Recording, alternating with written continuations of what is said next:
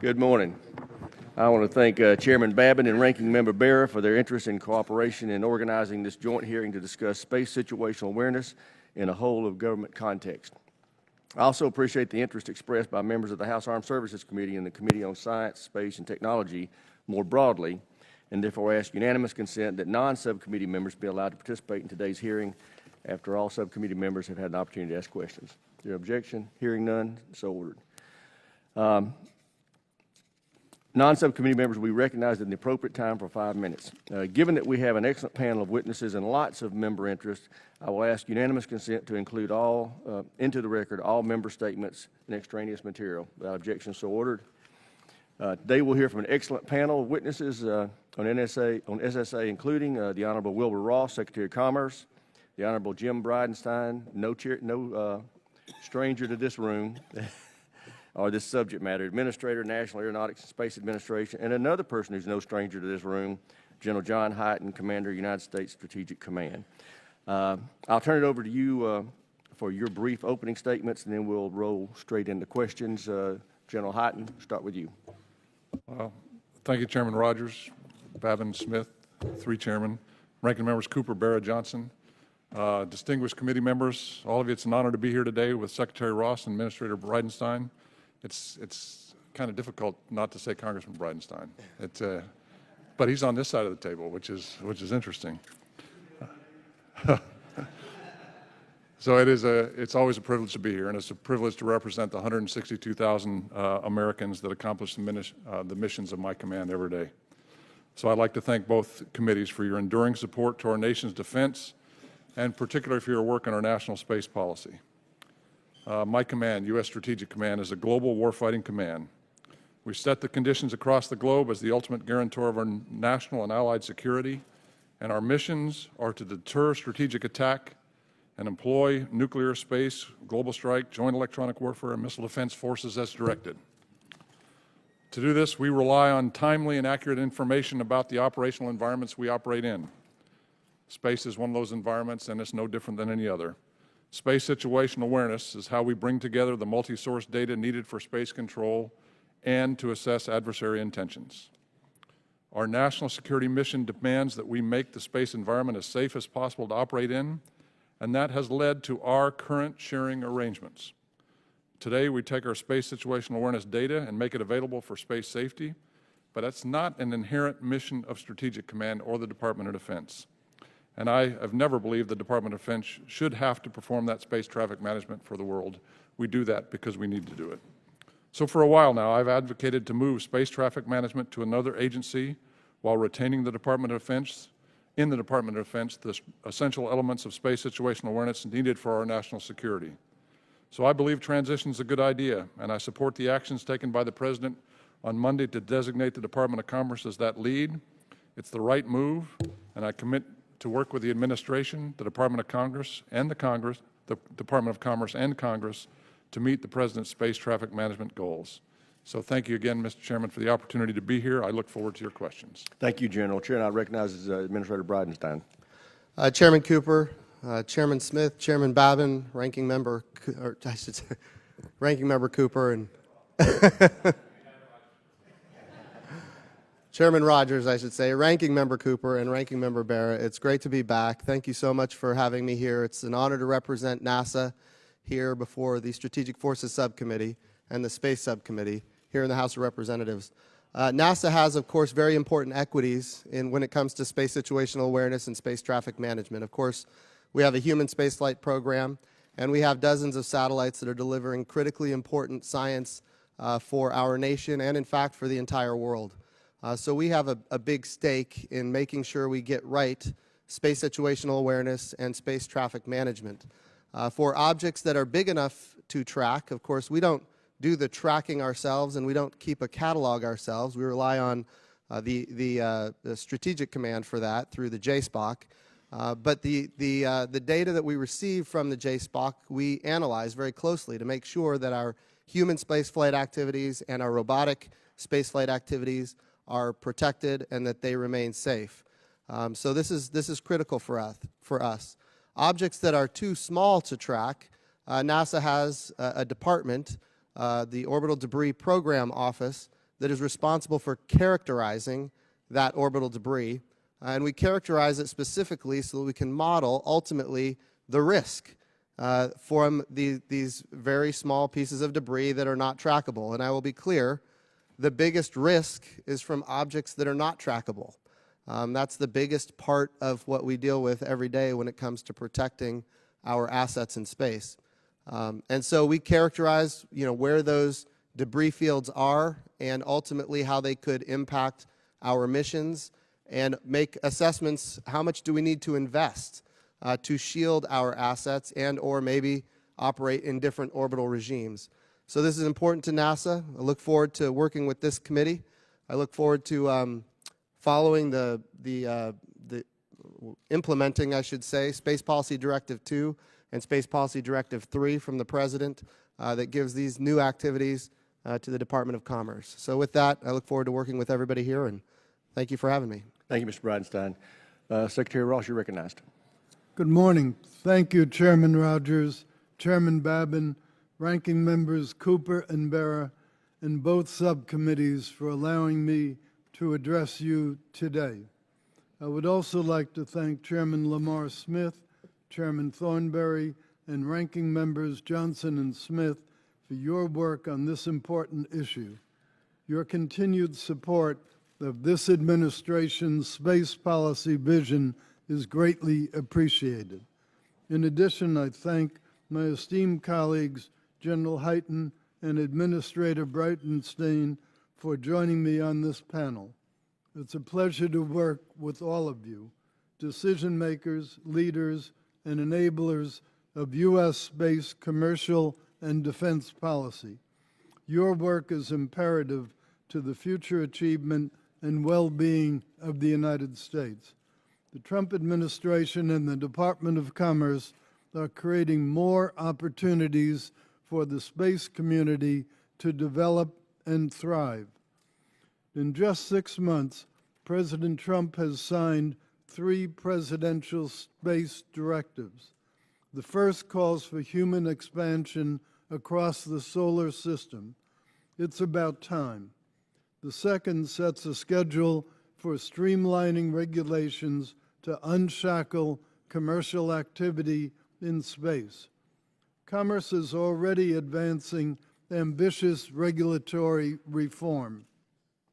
Over the last year, we have worked with Department of Defense, State, Department of Interior, and the Director of National Intelligence to reduce commercial remote sensing application timelines by about 50% from where they were before. We've cut what was 210 days down to an average of 91 days. The President's third space policy directive, signed at this week's Space Council meeting, establishes the country's first comprehensive national space traffic management policy. The directive emphasizes safety, stability, and sustainability, foundational elements to successful space activities. And it names commerce as the new U.S. government interface for space traffic coordination. This new policy directs the department to provide a basic level of space situational awareness data for public and non-public use based on the space catalog compiled by the Department of Defense. This change will better enable DoD to focus on its national security mission. Commerce is eager to provide that service to industry to facilitate continued commercial development in outer space. As the friend of business agency and not a typical old-fashioned regulator, we are the perfect agency for the job. Unlike in past generations, activity in space is becoming largely commercial. Commerce already engages with private space companies on export control, spectrum issues, remote sensing licensing, and trade promotion. And we already manage, with NASA's great support, the government's largest operational civil satellite fleet, 14 NOAA satellites and 4 for the Air Force. We also have the National Institute of Standards and Technology, which has a proven track record of working with industry to conduct research and to define scientific standards for business needs. We're looking forward to taking on this new role of space traffic coordination. The need for timely and accurate and actionable SSA data and STM services has never been greater. DoD currently observes well over 20,000 objects circling the Earth, many of which are softball-sized or larger pieces of man-made space debris. These objects fly around Earth at dangerous speeds of up to 17,500 miles per hour, about 10 times the speed of a small bullet. Even more concerning are the estimated 600,000 smaller objects that could still cause significant harm if a collision occurred. Congestion in space will only increase. In the next few years, the number of American satellites in space will likely grow from 800 to over 15,000. As more and more objects get launched, effective space traffic coordination and orbital degree mitigation standards will help promote our Earth's orbits from further congestion. With the growth of space commerce and DoD's focus on national security, President Trump and the National Space Council determined that commerce should become the new civil agency interface.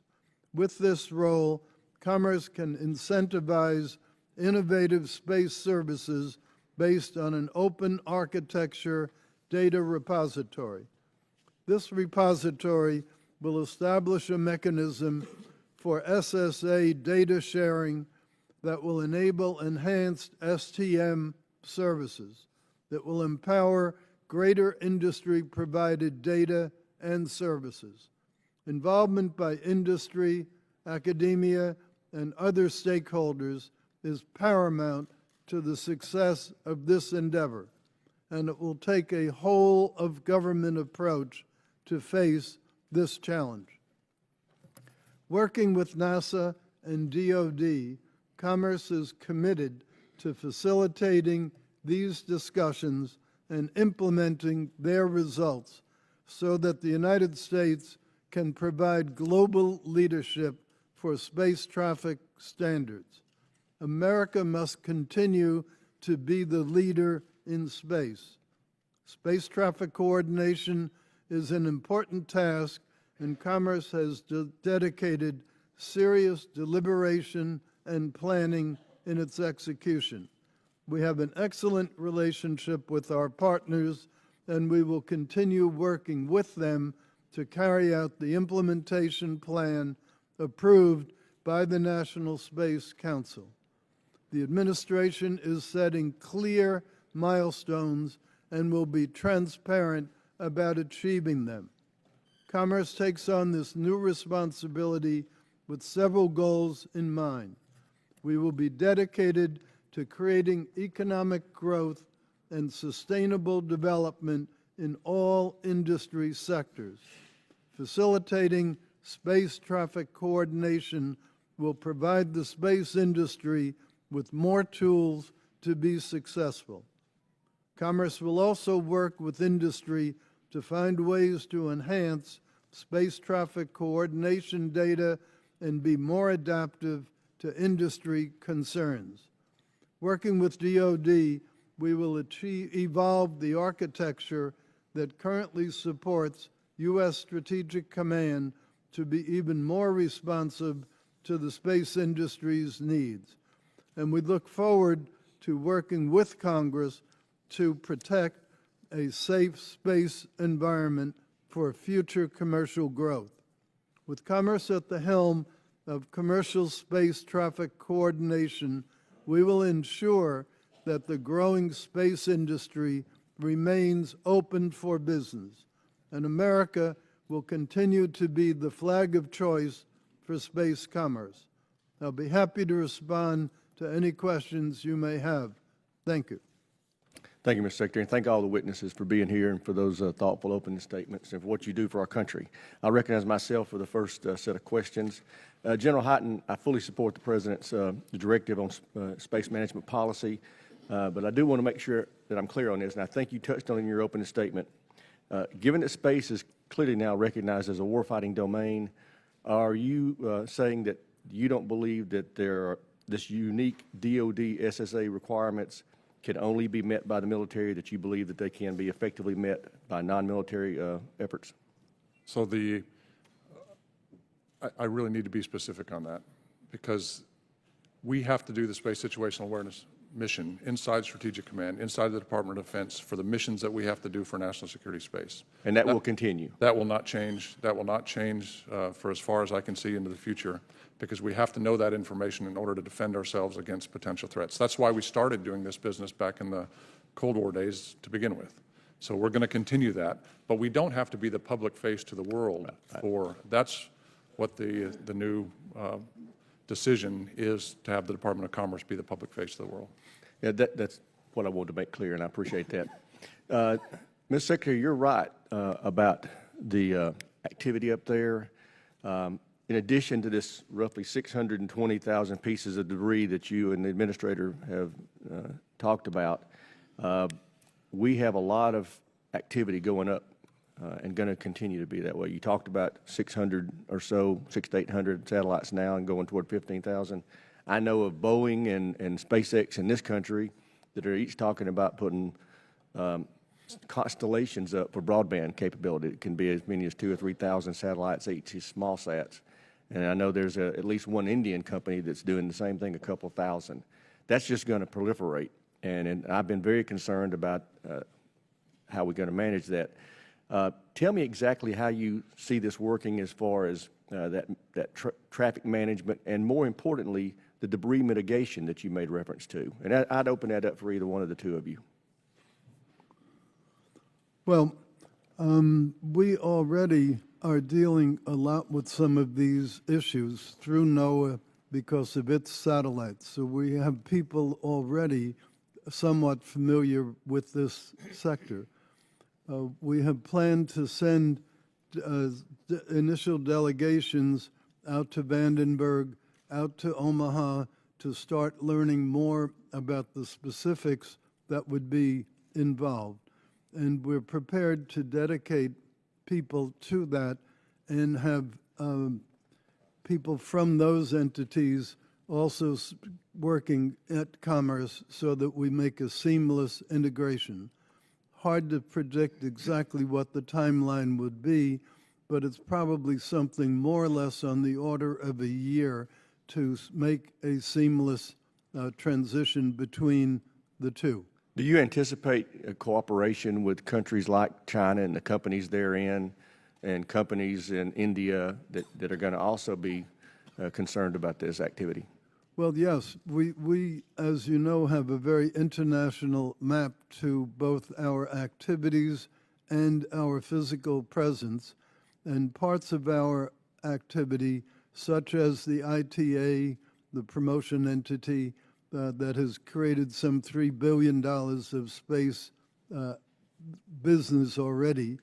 NIST works with just about every country in the world in evolving standards, and getting them agreed with other countries is clearly a very important part of this activity.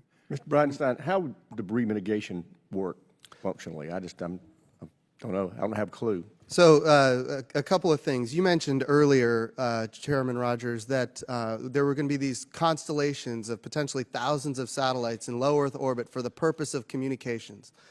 That's absolutely true. Where NASA is right now, we participate in what's called the Interagency Space Debris Coordination Committee. When this committee hears the word interagency, you think of within the U.S. government. When we talk about the Interagency Space Debris Coordination Committee, we're talking about space agencies from around the world.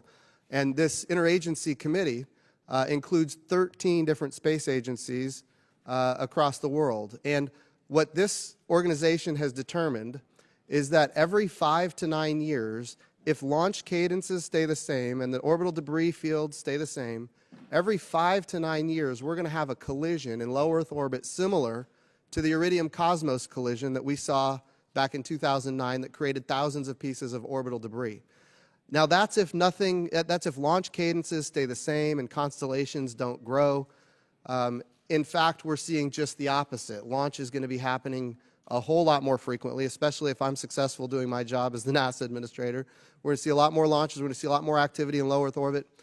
So these kind of collisions beget even more collisions. So we have to be very careful that we don't let this eventually run away. And I'm not saying that we're even close to that right now, but we need to be thinking the next 50 years, 100 years down the road, especially as we take more advantage of space. As far as how NASA deals with a lot of the, you mentioned the word mitigation challenges, NASA sets standards to prevent new orbital debris from occurring. So when a spacecraft gets launched and then it separates from its upper stage, sometimes that can result in debris. And so we set standards for ourselves as an agency to limit that kind of activity so that we prevent or we limit as much as possible the danger from space debris. Those standards then ultimately get promulgated throughout the rest of the interagency within the U.S. government. So the Department of Defense follows those standards. NOAA follows those standards. Other agencies that utilize space. And eventually it got to the point where now those standards are required for commercial operations as well. And of course promulgated throughout the international community. So NASA has led on this.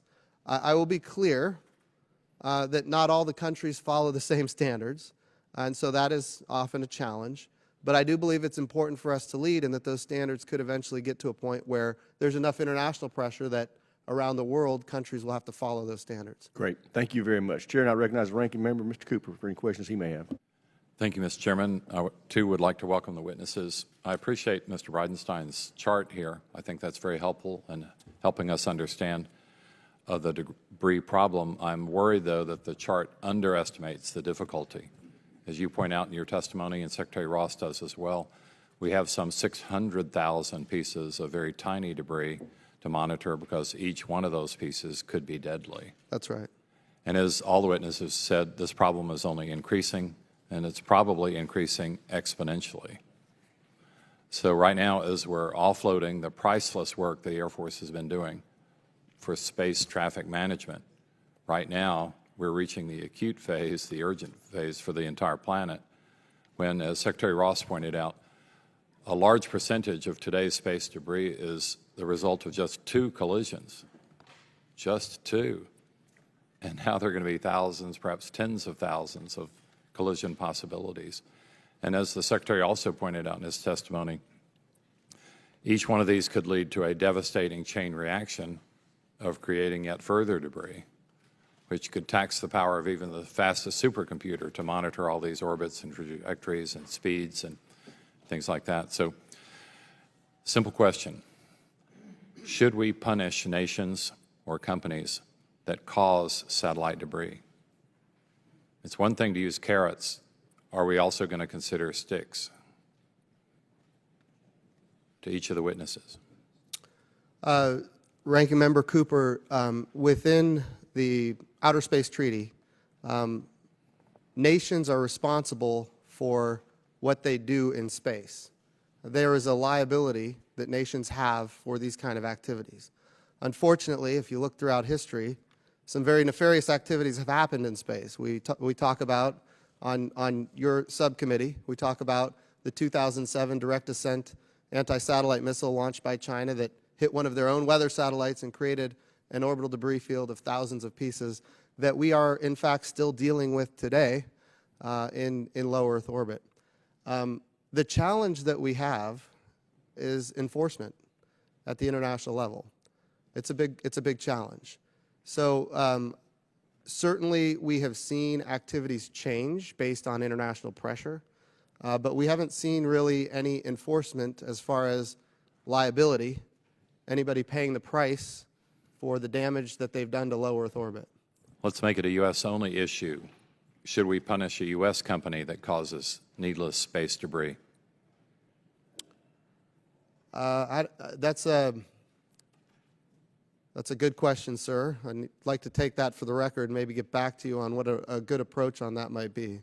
But certainly, and I think you're aware of this keenly, we want to maximize the utility of space. We want commercial companies to have access and availability. And if they are not, in fact, following the rules, we could deny access to space for everybody altogether, which would undermine our ability to maximize the utility of space. So there should be some kind of legal regime, yes, sir.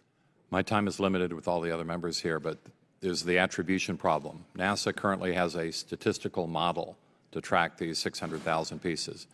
How do you tell a satellite company, or worse, an astronaut, that they died or were killed because of a statistic? People will want attribution. If you have enough data to form the model, then there must be some reasonable source for that data. So we've got to figure this out, because the 600,000 pieces you're tracking today could be tens of millions or billions shortly. Yes, sir. Attribution is critical, and some of the new technologies that are being developed right now could help us to attribute, a piece of orbital debris that caused somebody's loss of life to a specific nation or company. That's a challenge going forward for sure. Thank you, Mr. Chairman. Thank you. Chair now recognizes Chairman Babin for any questions he may have. Thank you, Mr. Chairman. Thank you, witnesses, for being here, too. Secretary Ross, I'd like to start with you, if you don't mind. I'd like to start by stating my support for the President's Space Policy Directive 3. And while I'm at it, I support 1 and 2 as well. In Congress, we have a responsibility to protect the taxpayer. Government spending and bureaucracy is a serious concern. However, not improving the nation's civil space situational awareness and space traffic management framework is unacceptable. What steps will be taken to protect against unnecessary spending, and how much funding will be needed to carry this policy out? Well, thank you for that question, sir. This activity will report to the Regulatory Reform Officer at Commerce. And as you may be aware, we have already dismantled 65 regulations, which is more than any other cabinet department. So we're keenly aware of the importance of reducing a bureaucratic burden, both in terms of direct taxpayer expense and in terms of the burden unnecessarily placed on industry. So that will be one of the activities we have very, very much in mind. Okay, thank you. And then the next question for Administrator Bridenstine. NASA has substantial technical expertise relevant to improving space situational awareness and space traffic management. For example, Johnson Space Center is home to the world-renowned orbital debris scientists. Under SD3, how will NASA leverage its expertise to further our national SSA and STM efforts? It's a wonderful question, Chairman. So under Space Policy Directive 3 and the implementation guidance, NASA is directed to lead a research and technology effort that takes advantages of the capabilities that we already have, but also make investments to improve on those capabilities and technologies. I think our biggest area of focus historically has been investing in characterizing the orbital debris population that cannot be tracked because it's too small, and then assessing risk based on that orbital debris population. And of course, Space Policy Directive 3 is going to take it a step further and give us authorities to ultimately make investments to do space situational awareness, or potentially creating an environment, kind of the way I see NASA being involved. I'll just start over here a little bit. Kind of like the way NASA does unmanned aerial systems traffic management, we don't want to be involved in doing unmanned aerial systems traffic management for the United States of America and integrating UAVs into the airspace. That's not the job of NASA. But what we can do is we can do the technology demonstrations, we can do pilot programs, we can do the research, and then ultimately take all of what we learn and hand it over to the FAA, which is the way NASA is dealing with UTM, Unmanned Aerial Systems, traffic management right now. I think going forward under Space Policy Directive 3, we're going to be charged with the same thing, maybe doing pilot programs, demonstrating technology, and then ultimately handing it over to Commerce, which will have the lead on space situational awareness and space traffic management in the future. It is also true that NASA will not be creating data. That's ultimately not what we do. Of course, the Air Force, or I should say Strategic Command, creates data through the JSPOC, and then that data could be provided to Commerce. It could also be provided to commercial partners, and then the data that Commerce has would be augmented, probably also with commercial partners. And what NASA can do is ultimately test a lot of the technologies, test the data, and then ultimately implement a plan to help Commerce lead the effort.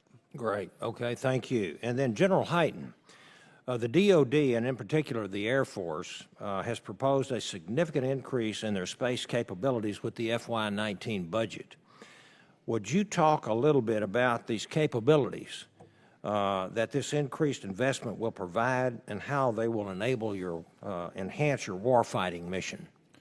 So, Mr. Chairman, I'm a combatant commander, so the question, the specific answer can come from the Air Force. But as a combatant commander, I do advocate for those capabilities, and I'm very aware of what the Air Force has put in the budget, and I'm pleased with the improvements the Air Force has made in the budget, because those improvements come in a number of different ways. For the purpose of this hearing, a lot of those improvements are in space situational awareness.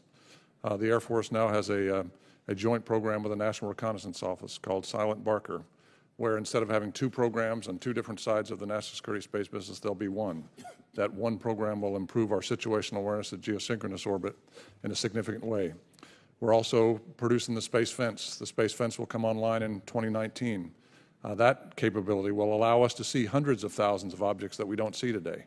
That data will be critical to our mission in the Department of Defense, but we can also provide that to the Department of Commerce and NASA to allow this broader piece to happen.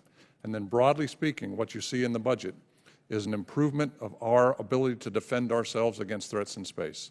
What you see is a change of our architectures from a large status quo structured approach to a more resilient, survivable capability that can defend ourselves in the future. And then you see in the classified world a lot of work being put to make sure we have the ability to defend ourselves if we're attacked.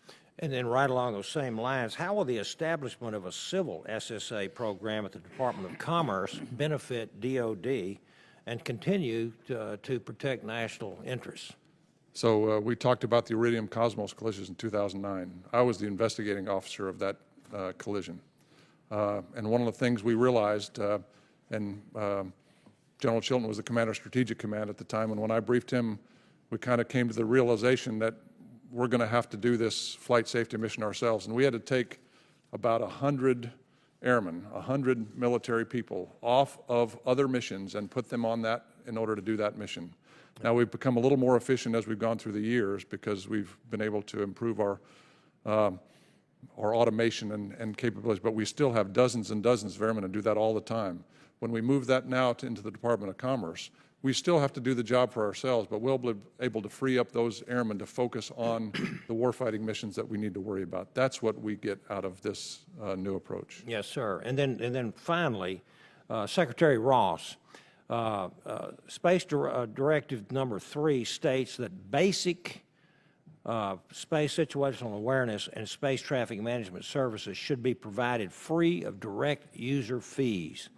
And just to clear up some concern and questions, what services are considered basic, and what are some examples of services that go beyond basic? Well, thank you. We can use the same definition of basic services as has been used historically. We don't see any reason to change that. But a major function will be an open architecture approach to it. Commerce is directed to build that under SPD 3 to incorporate DoD, NASA information with information from international partners and commercial operated data. So it will be a two-directional set of communications, and that will create an enhanced space situational awareness picture. And then how about the basic, what would be considered beyond basic? Well, the idea of open architecture, right now, there is not an open architecture. It's a one-way communication channel. We think there is merit to having inputs with information from international partners, as we do right now with the National Weather Service. We coordinate with lots and lots of other government entities in other parts of the world. And that's a very important part of our activity. Okay, thank you, and I'll yield back, Mr. Chairman. Thank you, Mr. Chairman. Chair, I recognize the ranking member, Mr. Bear, for any questions he may have. Thank you, Mr. Chairman. And obviously, this is an incredibly timely hearing. Before I ask my questions, I also just want to be clear that we've not made a decision, this body, Congress, as to where space situational awareness should be housed. So that is not an administrative decision. That is a congressional decision. And Secretary Ross, with all due respect, I don't want the Department of Commerce to start making those plans, because, as has already been raised in each of the testimony, this is incredibly important as we go forward. I think it is important for, under the leadership of both chairmen of HASC as well as of Science, Space, and Technology. I know Chairman Smith, Chairman Babin, the ranking member Johnson, we've been talking about this quite a bit, and we've got to get this right. It's better to get it right because this is the 21st century. We have to make sure that DoD has everything that it needs to continue to do the important work of protecting our vital assets in space. And, as Administrator Bridenstine has already pointed out, we don't want to stifle the innovation in the commercial sector. We don't want to stifle the interest in the international community, but we want to do this right, and we do need that, for lack of a better way of describing it, air traffic control cop that is going to, put everyone in the right lane and, to the best of our abilities, prevent accidents from happening in space.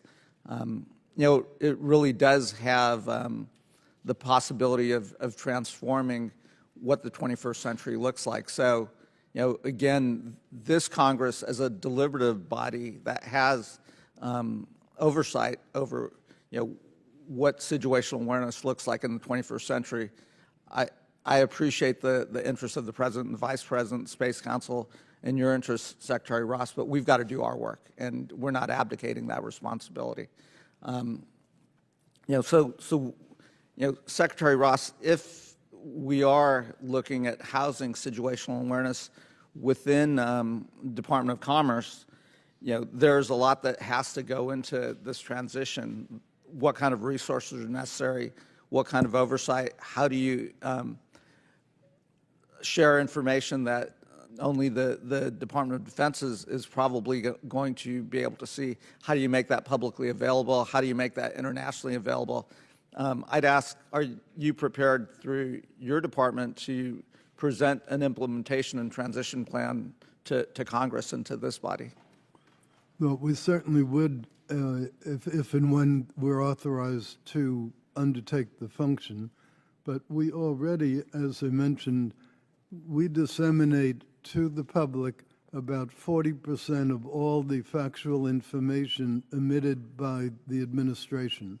So we're very used to packaging information, getting it to the right place, getting it in the right format for people to use. And one example is space weather is, as you know, a very major factor in this whole situation because of the impact it has on things that are orbiting around. Well, we're already keenly involved with space weather through our space satellites, that are part of the National Weather Service. So we're already into that aspect of it and in a very good position, for example, to integrate that with these other activities. Well, great. And as my colleague from Colorado, who is helping us push a space weather bill through Congress, it might sound really geeky or wonky, but incredibly important since all of the technology that we rely on, GPS technology, et cetera, not just our military, but everyday consumers and individuals. General Hyten, we've put a lot of responsibility on the DoD and the Air Force, and you've done the DoD's done a wonderful job kind of monitoring, and it is time that we relieve you of some of that burden for the international world and the commercial sector. From my perspective, as we go through this transition, there still are going to be unique capabilities that only the DoD has and only the DoD should have. We'll have to think through how that information gets passed on to NASA or to Commerce or Department of Transportation. And as you're thinking through this, do you have any thoughts of what we should be thinking about as a deliberative body? So a couple of thoughts. So I think from the largest perspective, we have to make sure that as we go forward in the future, we always have the ability to make sure we understand what our adversaries are doing. That means we have to have exquisite situational awareness of exactly what is happening on a real-time basis. That's why you have authorized significant amounts of taxpayer dollars to be put against this problem. As we go into this different sharing arrangement, though, I think the first rule that comes to mind is the first rule of wing walking, and that is you don't let go of the strut until you have good hold of the next strut, which means we can't let loose of what we have now and what we're doing until we know what is on the other side. SPD 3 says for the future, the Department of Defense is responsible for providing the authoritative catalog for our country. That means the catalog will come out of the Department of Defense. Now we have to push that into the Department of Commerce, into NASA, into other places. We're going to look with open eyes at how we do that, what the way is that we do that. Are there better ways to do that? I think you'll see things as we go through the coming year of different ways to do it. But again, don't let go of the one strut until you get hold of the next one.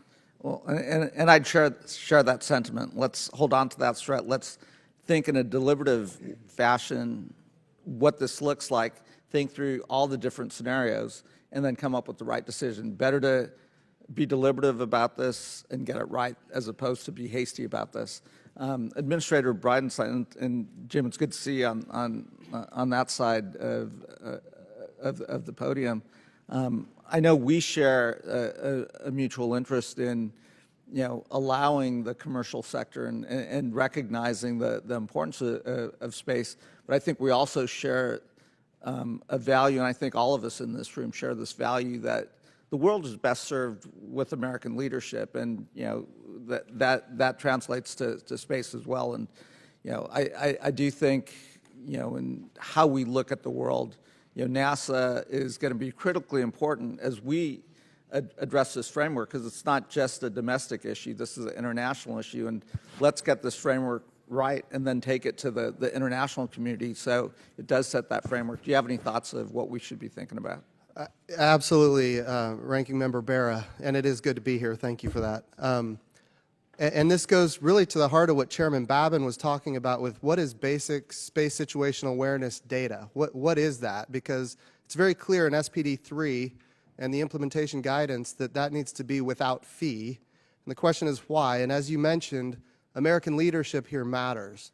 So we need to have, in my view, some basic SSA data available for free, because then when people all around the world are making investments, making determinations where they're going to invest their money to do space activities, they're going to make that determination in the United States of America, because we will have a regime that provides safety and security for their investments and at the same time is without fee. So that attracts capital to the United States.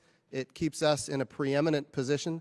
Now, there will be debate about the fact that some people would like to see commercial companies, and this would be a good thing, and I support it. Some people would like to see commercial companies providing the space situational awareness and space traffic management. We could have a regime where maybe Commerce were to license commercial companies to do that activity, and then before you launch, you have to prove to Commerce that you have purchased or bought a subscription to one of those commercial companies providing SSA and STM. So that's a model where you would have a competitive market to provide more data and better data with multiple STA, STM providers, all licensed by Commerce. But at the same time, we get back to what is that basic STA, STM that would be provided without fee. And this is going to be a balance, because ultimately we want people to make investments in the United States of America, and at the same time we want a commercial competitive marketplace where these providers of STA and SSA and STM, they're competing to provide more data and better data at a lower cost, driving down insurance rates, all those kind of things. So this is not going to be an easy thing, as you've already identified, but here's what I think all of us believe: it has to be done, because what's at stake is so important right now. Great. And with that, I'll yield back. Thank you, Mr. Baird. Chair, and I recognize Chairman Lamar Smith for any questions he may have. Thank you, Mr. Chairman. First of all, let me say that it is gratifying to see the cooperation and collaboration between the two committees that has resulted in this hearing today. This may be a first. It's certainly the first in many years, and I hope it'll be an example of further cooperation between our committees. Second of all, it's nice to see a former member of the Science, Space, and Technology Committee as the new administrator of NASA. Jim Bridenstine is the right person at the right time in the right place, and that doesn't happen that often, but it's nice that it happened here. And so... Thank you, sir. Jim, good to be with you. Secretary Ross, let me direct my first question to you, and I think this will help a number of members here. Would you go into some detail as to why you think the Department of Commerce is the best agency to oversee the space traffic management? Yes, sir. First of all, as you know, we have elevated all of these space activities within Commerce into the Office of Space Commerce, which reports directly to me. So rather than being fragmented, rather than being buried in different parts of the department, we're pulling it all together. That in and of itself will make it more functional, less bureaucratic than it had been. In terms of specific things that we can do, the ITA has the statutory duty, as does the Office of Space Commerce, to promote and assist this burgeoning space industry. The National Institute for Standards and Technology, which has a very proven record in developing standards and having them adopted throughout global economies, will be very, very involved. NTIA, which manages federal spectrum use for space communications, will also play a very important role in it. And then NOAA, as you know, it already oversees the largest operational space force in the private civil sector. So those are some of the experiences that we already have. Okay. Notwithstanding, we continue to engage with our partners at the Department of Transportation on a variety of issues, and we will be working quite intensely with NASA on the one hand and with DOD on the other hand. So we already are planning within the next couple of weeks to send, as I mentioned, delegation to Omaha and to Vandenberg. Okay. So we're trying very hard to figure out the proper way to integrate ourselves. Okay. The other thing that you should be aware, many companies that don't need a license actually put a camera on their payload anyway to get the license for remote sensing from Commerce. And the reason they do that is it deals with their compliance with the Outer Space Treaty. So here you have companies volunteering to come under the regulatory regime of the Department of Commerce. And I think that speaks volumes about the degree to which the industry feels we and they can work in very good unison together. Okay, thank you, Mr. Secretary. Administrator Bridenstine, the NASA has had a long and strong relationship with the Department of Defense that you've mentioned. And should the Department of Commerce take over the space traffic management, is your relationship with DOD going to change one way or the other? And also, what would be NASA's role in dealing with the Department of Commerce on some of the issues that you've been dealing with the Department of Defense?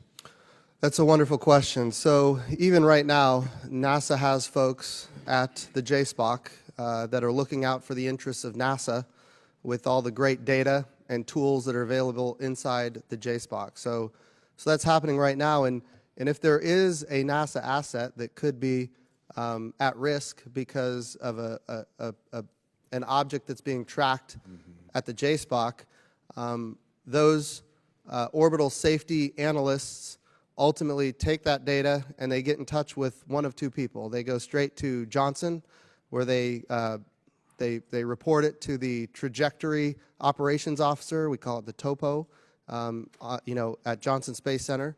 And then they do further analysis to determine if that object could ultimately put the International Space Station at risk. That's what they're specifically looking for. And then if it does, what do we do about it? So that's on one hand. On the other hand, some of the data goes to CARA, which is over at Goddard for the robotic capabilities. But I guess my point is to your question, the answer is yes, we have a great working relationship with the Department of Defense. We have our NASA personnel working side by side with their folks at the JSPOC, feeding data to our centers to make sure that our assets are protected. And I anticipate that will continue. As General Hyten has said, when we move to a day where commerce is at the helm of space situational awareness and traffic management, it is absolutely true that the Department of Defense will continue to keep the catalog because they need to for their own purposes. So it is possible that NASA would continue to have our personnel maybe at the JSPOC. No decision has been made. Maybe we could take the data from the DoD and combine it with commercial data over at Commerce and international data over at Commerce and ultimately get a better integrated space picture at a different agency. Not that that would necessarily happen, but it could. And if it did happen, then we would want our folks over at Commerce, and we'd probably keep them at DoD as well. But again, this is way early and undetermined at this point. Okay, thank you, Administrator Bridenstine. And General Hyten, let me ask my last question to you. And it's just been mentioned both by the Administrator and by Congressman Bear a few minutes ago in regard to the catalog of space objects that users take advantage of to avoid collisions in space. If the Department of Commerce takes over that responsibility and others that are now assumed by the Department of Defense, do you see any diminution in the quality of product, any diminution in the quality of service if the Department of Commerce takes over some of those responsibilities? So, Mr. Chairman, I think that the line in the Space Policy Directive 3 that says the Department of Defense has to maintain the authoritative catalog. The reason that is there is because you can't have arguing catalogs. You can't have one in the Department of Commerce and one in the Department of Defense, and then you end up arguing. We actually used to have that inside the Department of Defense because we had one that was done by the Navy, one that was done by the Air Force, and it's not healthy to be arguing over which one is better. You have to take the best data, build that catalog, and that's why I said the authoritative catalog will always be in the Department of Defense. Then we'll feed that data into the Department of Commerce, and they can take other pieces to do the interface with other nations, with the commercial sector, possibly with NASA. I would envision what Congressman Administrator Bridenstine said as the I would see at the JSPOC at Vandenberg, soon to be the Coalition Space Operations Center. We'll have international partners, NASA, Commerce there, and then we'll feed information out of there into Commerce, into NASA. I think that's the healthy way. But like Secretary Ross said, we're still in the early days of figuring this out. Still, that clarification that you just mentioned, I think, is very reassuring to us, and it portends a wonderful relationship between DOD and the Department of Commerce. Thank you, Mr. Chairman. Yield back. Thank you, Mr. Chairman. Chair, and I recognize Ranking Member Johnson for any questions she may have. Thank you very much, Mr. Chairman, and good morning. Let me welcome our witnesses and thank you for your service. General, the Obama administration had considered agency roles and responsibilities for the civil SSA data and information services and had reached an interagency agreement that FAA assumed that role. I understand that FAA, in coordination with DOD, was planning to do a pilot program at FAA on the civil SSA data and information services. What would that pilot program have entailed, and what are your thoughts on a pilot program as part of the transition of SSA data sharing to the civil agency? So thank you for the question, because it's important that we kind of go back in history a little bit to look at that. Because I've been working in this world for over 2 decades. 1998, I transitioned a weather mission out of the Air Force into the Department of Commerce. For the last 10 years, really since the Iridium Cosmos collision in 2009, I've been working very hard in the interagency to try to figure out where to put that mission, because it's not inherently a DoD mission. And so in the last administration, we were working with Commerce and Transportation. The FAA was going to do a pilot program. That pilot program was going to basically look at what it would take for us to ship the catalog into that organization, and for them, what kind of analysis tools, what kind of pieces would they have in order to do that information. As we've transitioned this administration, and the new SPD3 that just came out says Commerce is going to take the lead on that based on the burgeoning commercial sector. From the STRATCOM perspective, from the DoD perspective, bluntly, it doesn't matter to me. We need a civil agency that is doing that role.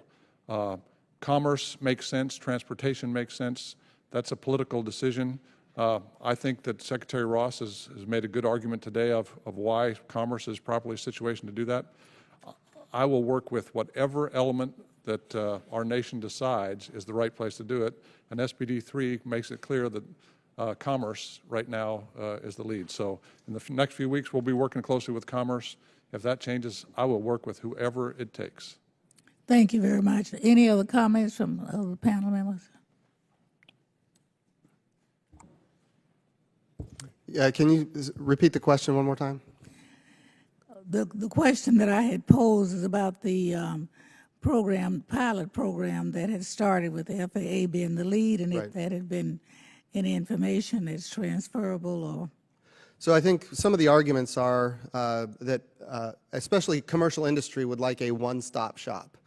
And one of the challenges we have right now is that from my perspective, it looks very difficult to find a one-stop shop, because you've got the FCC that's responsible for spectrum, you've got NOAA that's responsible for remote sensing and imaging and that kind of regulation, you've got the FAA that's responsible for launch and reentry, and of course NASA is responsible for giving advice on protecting the space environment when it comes to orbital debris, and even preventing harmful contamination of planets and things like that. So there are a whole host of different agencies involved in space at different levels. So the question then becomes, how do you create a one-stop shop? And it looks increasingly more and more difficult all the time. So how do we minimize? This is the key, I think, Ranking Member Johnson, that we all have to recognize. How do we create the maximum regulatory certainty with the minimal regulatory burden? And if we can consolidate these activities in one federal agency or another, that minimizes the regulatory burden for the commercial operators especially. So Secretary of Commerce has, I think, very clearly articulated that they believe they have the capability. The President's Space Policy Directive 3 says that they want Commerce to lead that activity. And I think that's a great idea. In fact, I voted on the American Space Commerce Free Enterprise Act and supported it in the subcommittee and the full committee. when I was on the other side of the aisle here. So I think the key is it needs to be done. I think Commerce is a good place to do it. Thank you. Did you have any comment, Mr. Ross? Yes. Well, a couple of things. Commerce already has many space industry-facing resources. By statute, we are obliged to foster growth in the space commerce industry through the Office of Space Commerce. Second, we license satellites' remote sensing activities through the Commercial Remote Sensing Regulatory Affairs Office. Third, we manage federal spectrum through the National Telecommunications and Information Administration. Fourth, we manage space weather data collection and distribution through NOAA. Fifth, we enforce the Export Administration regulations as they apply to space objects through the Bureau of Industry and Security. Sixth, we promote U.S. space industry abroad through the International Trade Administration. And finally, once the payload is separated from the rocket, it's usually a different owner. The launch system is very different, and it's usually a different entity from the one who has the payload. So there is no continuity between launch and what goes on once the payload is in outer space. That payload is often as not comes under our orbit in any event. I hope that explains why we think we're quite logical. Yes, yes, sir. What agencies now within federal government that currently carries out the research on SSA and the orbital debris, and to what extent are those activities coordinated? Ranking Member Johnson, NASA, of course, does a lot of the research and the technology. We really kind of set the standards that ultimately get followed by the other agencies. So NASA is very involved in it. We partner with universities and with commercial industry to come up with the best practices and the technology and the research. And so we when it comes to the S&T piece of it, NASA really takes the lead. And Ranking Member Johnson, we have a lot of capability in the Department of Defense to look at that, but I would agree with Administrator Bridenstine. NASA is the lead when it comes to the S&T into that. We take most of their algorithms, incorporate into what we do.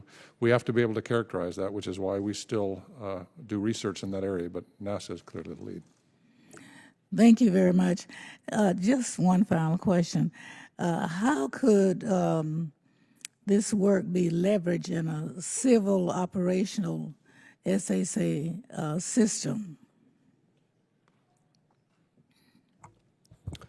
So ultimately, the idea behind SSA and STM, if we want to be as safe as possible, we need more data, and we need better data, more accurate data, and we need the ability to process that data.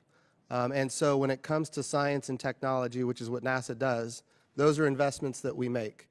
We want to be able to get more data, better data, and be able to process it in a way that ultimately gives us a much more safe environment, and then take that and hand it to the agencies that actually do SSA and STM. Mm-hmm. Thank you very much. Thank you, Mr. Chairman. I thank the gentlelady. The chair now recognizes the gentleman from Colorado, Mr. Lambert, for 5 minutes.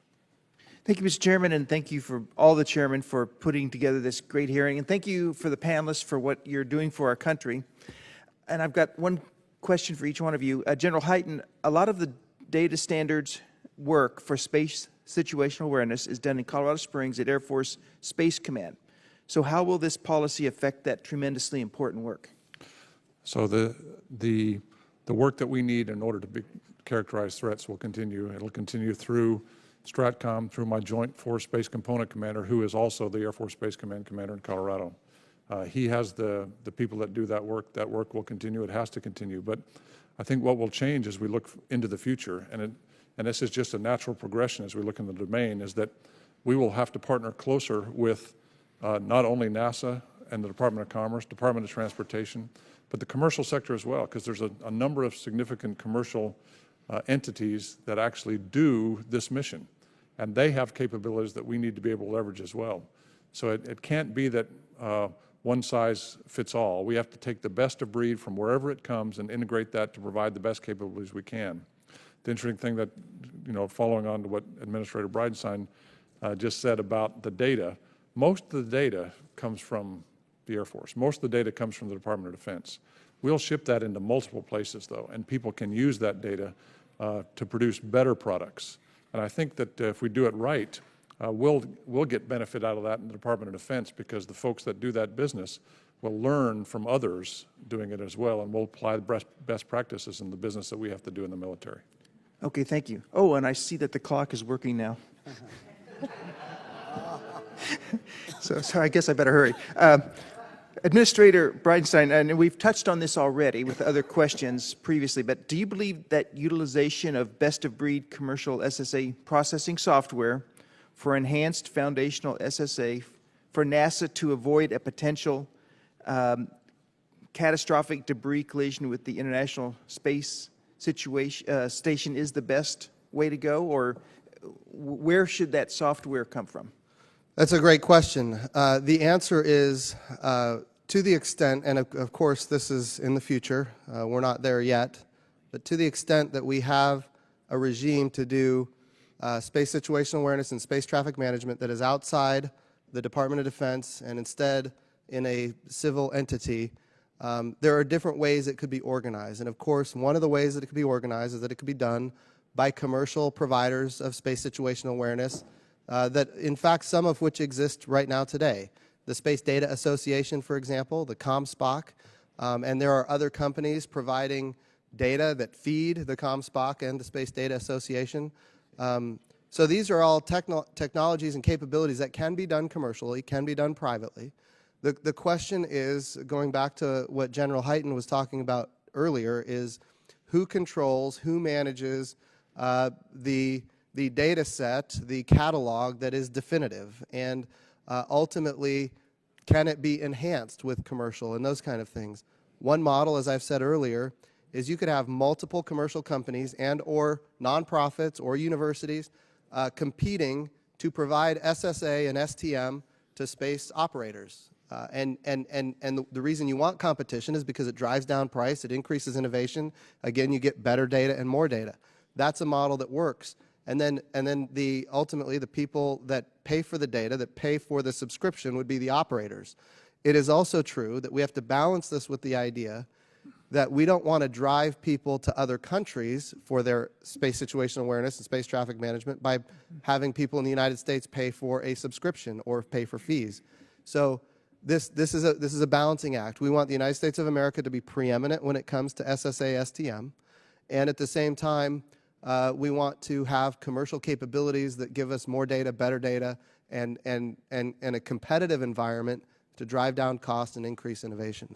So it's very early in the process. It's something we really need to think through, and I'm happy to be a part of it. Okay, thank you. And I was going to ask you, Secretary Ross, the same question in just a few remaining seconds. Do you want to address that? And then I'll yield back the balance of my time.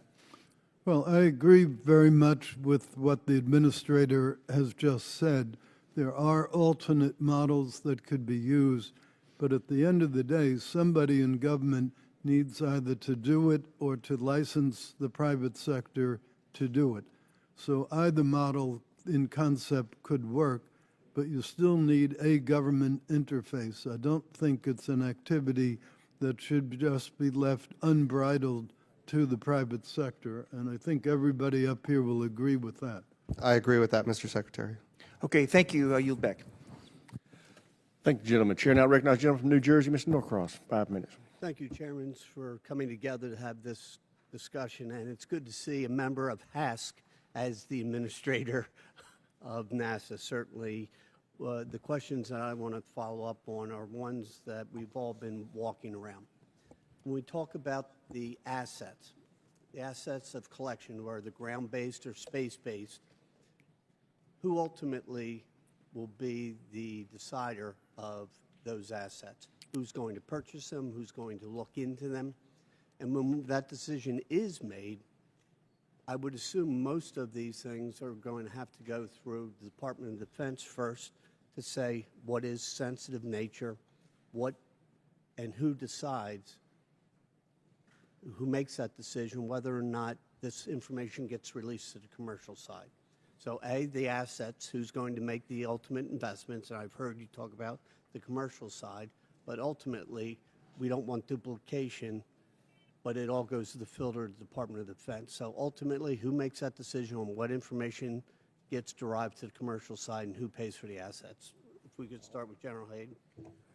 I'll start, Congressman. So I believe that if you look at it as a building block of capabilities, I think the baseline capabilities is in the Department of Defense, and the Department of Defense will have to pay for that baseline. That baseline is what we need in order to understand what our adversaries are doing in space. That's the highest and number one priority. That is the number one priority. And so we then, the bill for that comes to the Department of Defense. We have to pay for the sensors, we have to pay for the ground sensors, the space sensors, and the processing that allows us to do that. Now, that's the baseline. But it doesn't talk about the interface with the commercial sector. It doesn't talk about the interface with others. We've been making that up. I mean, literally making it up for 9 years now. We need to have a structured process, and that's where the commercial sector can come in. That's where the Department of Commerce can come in, and they can look at a different way of doing business. They can bring in other sources of information, other display tools, other capabilities that can do that. They may decide that there are other sources from the international community that they can bring in. I would hope that we have a partnership where if they bring other sources, they'll feed that into our algorithm so we can take advantage of that too. We'll have to work through those issues, but I see there's a baseline building block that the Department of Defense is responsible for, and then NASA, Commerce, the commercial sector can build on top of that for other applications and other needs. Well, would you ultimately have veto power if there's a piece of information that is coming from the commerce side over to you that you see? Mr. Norcross, is your microphone on? Yeah. Hello. There we go. Okay. Yeah, usually can be heard. So Do you ultimately have veto power on what information gets released? So I think veto power is maybe too strong a statement. We're not going to have veto power, but this is the way it would work from a Department of Defense perspective. The algorithm that we use that processes all of this information that comes in, it's exquisite information, and we're going to take commercial, international. We'll take all the information that we get, but believe it or not, some of it is better than others. Some data is better than other data, and the algorithms will be able to tell. And so if the data that we get from whatever source is deemed not as good and not providing the most accurate answer, we won't use that data in our solution set. That's why it comes back to the authoritative catalog as the key. The authoritative catalog will take all the best data and information, but at this point in time, from my perspective, all data is good, and then we'll mathematically decide what is the best data. And then on the commercial side is where you would make those decisions?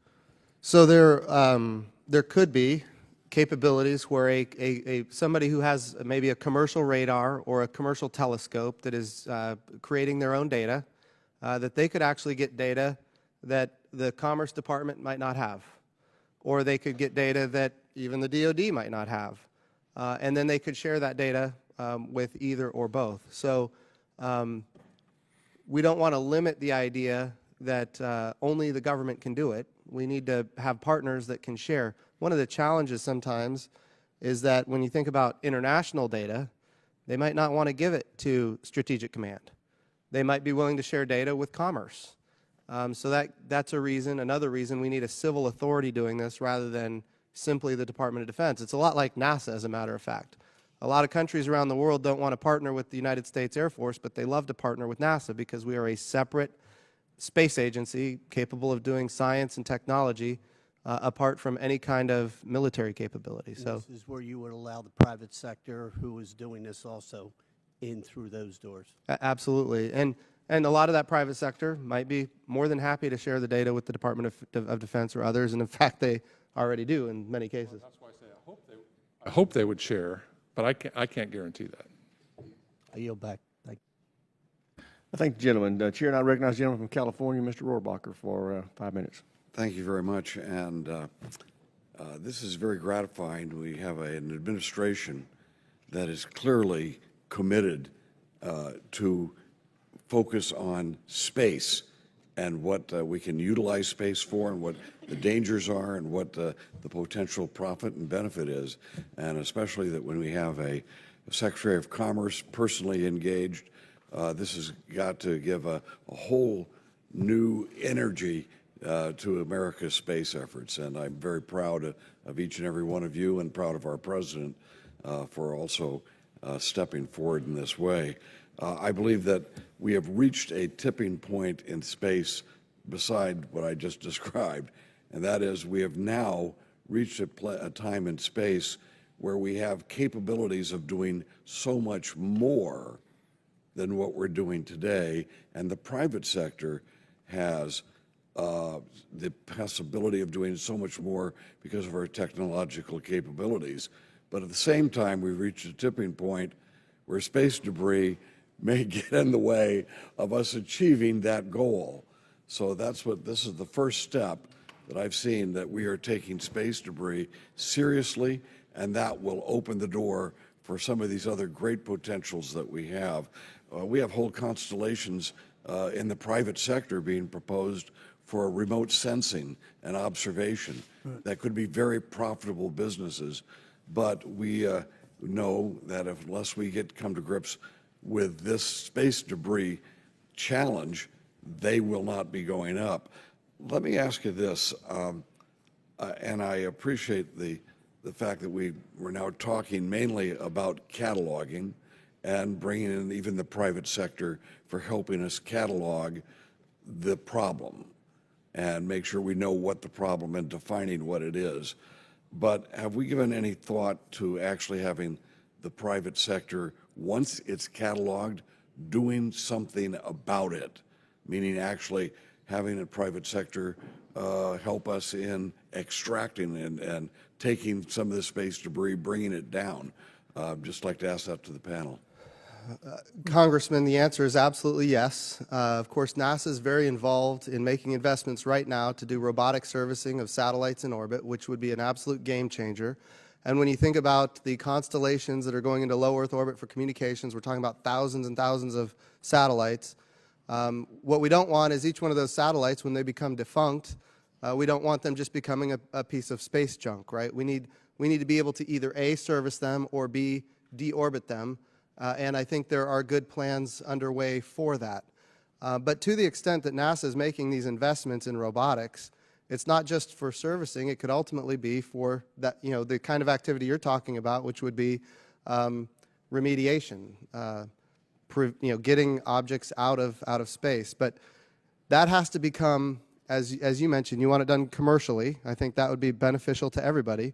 The way it becomes available commercially is ultimately to do robotics for servicing of satellites, have half a dozen, maybe even a dozen different companies, each with their own constellations of a dozen or more satellites, doing robotic servicing once they're in orbit doing this activity commercially, because again, they're doing it to serve customers that are providing, DirecTV, Dish Network, internet broadband from space. They're doing it for those purposes. Well, then while they're there, they can also do some remediation, and the United States government could actually pay for that service. So this is an architecture that needs to be developed. NASA is making investments, like I said, in the robotics. We're making investments in rendezvous and proximity operations, autonomy, propulsion capabilities that can have a specific impulse that can keep us, our satellites active for a very long period of time. Navigation, of course, the sensing that's necessary to do ultimately the approaches and rendezvous and proximity. So we are absolutely right now making investments in that activity. When it's going to be sufficiently mature to move out on what I think you're hoping that we can do, I don't have an answer for that at this time, but certainly all of you are laying the foundation towards the next step, and without this taking care of this challenge, we will impede all the other great things that humankind is capable of.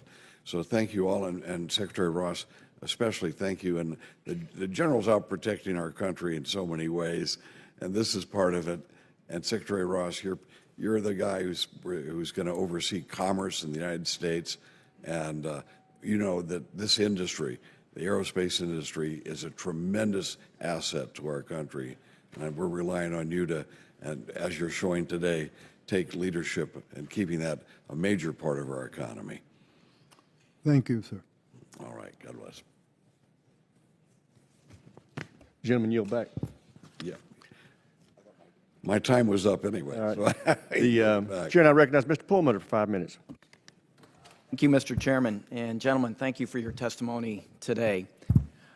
I just want to sort of get back to some basics just so I understand the terminology here, because we're talking about space situational awareness, which seems kind of wonky, and traffic management.